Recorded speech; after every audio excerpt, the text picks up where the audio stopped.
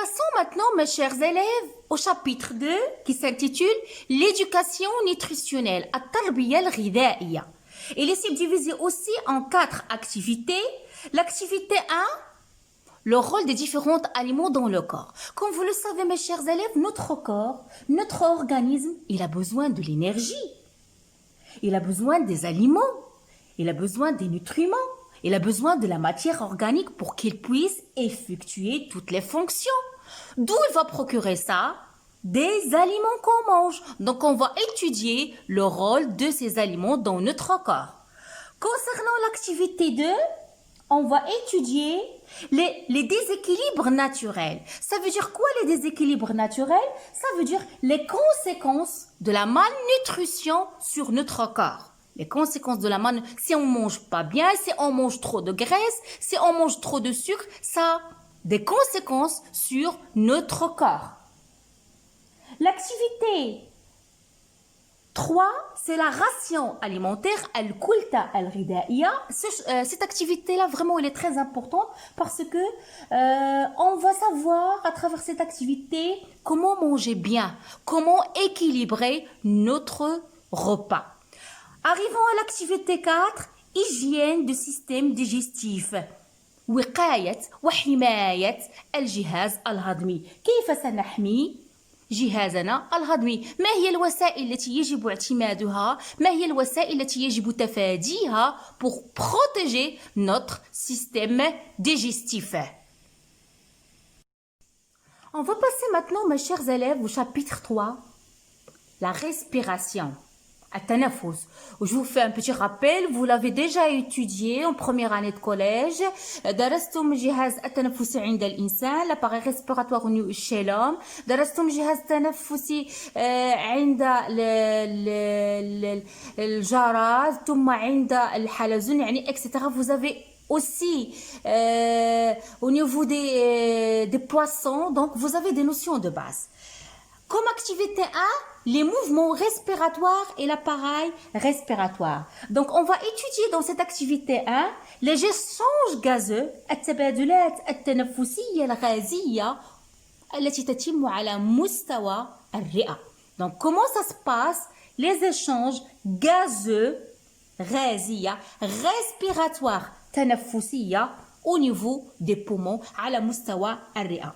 Ainsi aussi, au niveau de l'activité 2, on va étudier les échanges gazeux respiratoires chez l'homme, mais au niveau des cellules.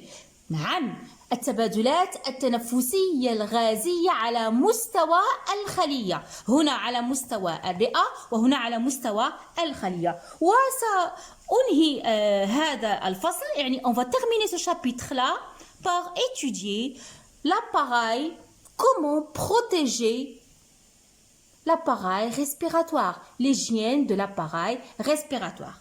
On va passer maintenant au chapitre 4, la circulation, الدوران, qui est un chapitre très important, ceux qui vont faire, Inch'Allah, la médecine. Donc, l'activité 1, la composition du sang. On va savoir ce liquide vital qui circule dans notre corps, qui joue un rôle très important dans notre corps, et les composé de quoi?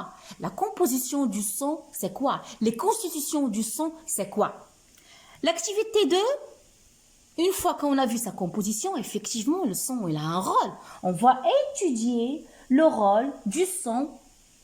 Quel est son rôle? Eh bien, sachez bien, retenez bien, le rôle du sang dans notre corps, c'est le transport des nutriments. نقل مواد القيت et aussi نقل الغازات. Donc on va étudier dans l'activité 2, le rôle du sang dans le transport des nutriments et les gaz respiratoires. Lorsque je dis les gaz respiratoires, à savoir l'oxygène et le CO2.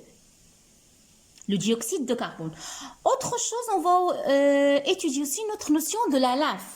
Donc, je ne vais pas l'évoquer maintenant, je vais laisser ça dans les prochaines capsules, Inch'Allah. L'activité 3, on va étudier l'organisation de l'appareil circulatoire. Il est composé de quoi l'appareil circulatoire? Du cœur. Regardez, notre cœur qui bat toujours. Lorsqu'il s'arrête, on meurt. Donc, on va étudier l'anatomie du cœur, de quoi elle est composée et le rôle aussi du cœur, vu que c'est une véritable pompe qu'on va étudier dans l'activité 4. On va bien évoquer, bien déterminer le rôle du cœur dans la circulation sanguine. دور القلب في عملية الدوران الدموي. Arrivons, mes chers élèves, au dernier chapitre, le chapitre 5 du premier semestre, c'est l'excrétion urinaire, al-ibraz al-bawli. Dans l'activité 1, on va étudier les constituants de l'appareil urinaire. Je peux évoquer les reins, de quoi ils sont composés, et aussi on va étudier l'origine de l'urine. البول ما مصدر البول من أين يأتي هذا البول donc la composition on va étudier la composition de l'urine et aussi son origine. L'activité 2, la structure et le rôle des reins, c'est-à-dire l'organisation de l'appareil urinaire et le rôle primordial que jouent les reins dans l'excrétion urinaire. سوف نتعرف عن الدور الهام الذي تلعبه الكليتين. Les reins هما الكليتين الذي تلعبه الكليتين في عملية الإبراز البولي. Donc comme ça, là on a fini le programme de la première partie qui était consacré aux fonctions de nutrition. Donc les fonctions de nutrition, à savoir la digestion, à savoir la respiration, à savoir la circulation et l'excrétion urinaire. On va passer maintenant au programme de la deuxième partie.